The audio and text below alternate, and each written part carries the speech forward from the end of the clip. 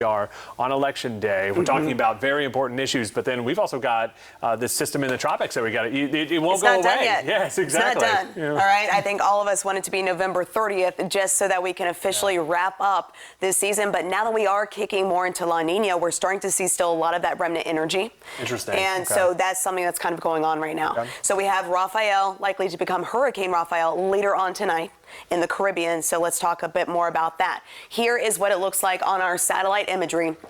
So it's now pulling away from Jamaica, but now these are the Cayman Islands right here. So impacting the Cayman Islands with strong tropical storm force winds, likely weak Category 1 hurricane force winds here sooner rather than later as it continues to work its way off toward the north and west. Now, the good news is that we are not expecting a direct landfall here.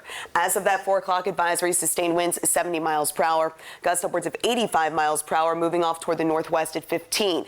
It will continue to move off toward the north and west, impacting western Cuba as we head into tomorrow, and then making its way into the southeastern Gulf, but then kind of working its way more westward, then entering the central Gulf of Mexico, farther away from us. So it does look like it's going to be more of a landfall here for Louisiana, coastal Mississippi, coastal Alabama as a tropical storm. It will be encountering strong wind shear, which will help to rip it apart. But currently, here's something else I wanted to point out. You don't see any tropical storm watches that have been issued for Southwest Florida. We checked in with the National Weather Service up in Tampa at this time. We are not expecting to go into any watches, but definitely something we're going to be monitoring very closely for you here.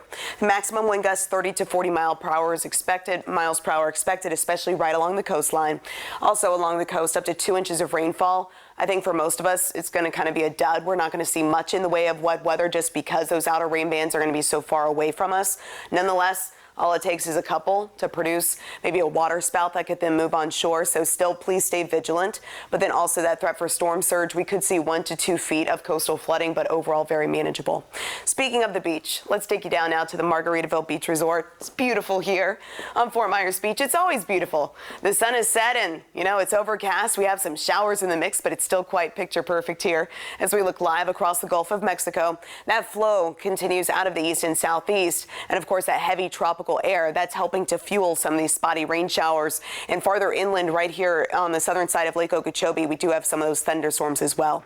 Across the Cape, we're in a bit of a break, but right here along Old Burn Store Road, we do have some of those rain showers stretching up through Northwest Cape into Bokeelia, heading over to Gasparilla, Boca Grande, as well as the southern side of the Cape Ace Peninsula.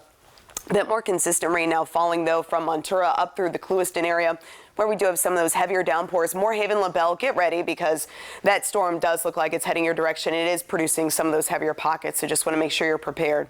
Winds, they have been a bit gusty at times today. Out of the east, sustained between 7 to 13 miles per hour. Gust up in Venice as high as 18 miles per hour. As we head into the overnight time frame, it's going to stay mostly cloudy. Tropical moisture working its way in. That means your morning temperatures are going to be starting off in the mid to upper 70s. So that's what we're going to be waking up to tomorrow morning. It's going to stay, again, very, very muggy indeed.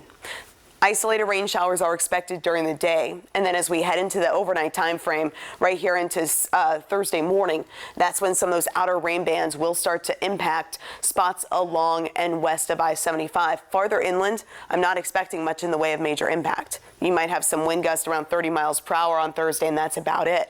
Otherwise, right along the coast, that's where we could potentially see some of those heavier pockets of rainfall. So as we look ahead to your Thursday evening, things really winding down at this point. Rafael then pulling farther away from us. Of course, the farther away it moves, then the better our conditions will be here at home.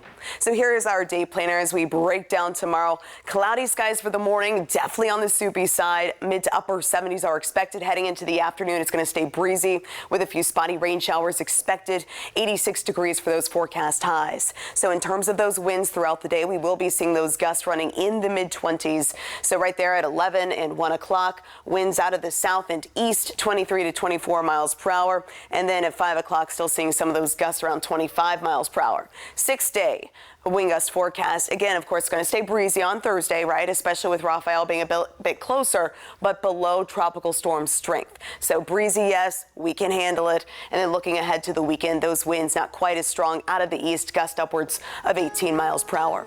So your 7-day forecast looks like this. Heading into the weekend, Saturday and Sunday, mostly sunny skies are forecast. Morning lows back to the lower 70s, at least getting a little closer to where they should be. Highs around 87 degrees.